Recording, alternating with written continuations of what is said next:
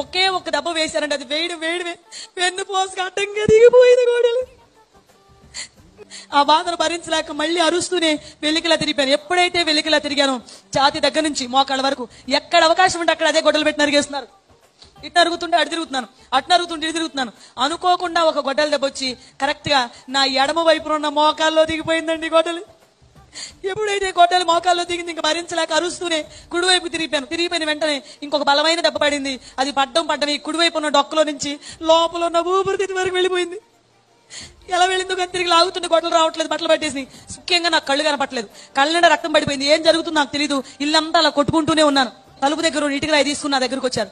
నా దగ్గర కూర్చుని ఆ ఇటుక రాయి పెట్టి నా గుండెల మీద కొట్టడం ప్రారంభించారు.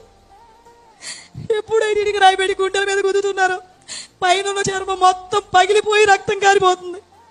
10 దెబ్బల వరకు భయంకరమైన బాధ, తట్టుకోలేనంత బాధ. విపరీతంగా వచ్చేసి చర్మం అంతా పగిలిపోతుంది, రక్తం కారిపోతుంది.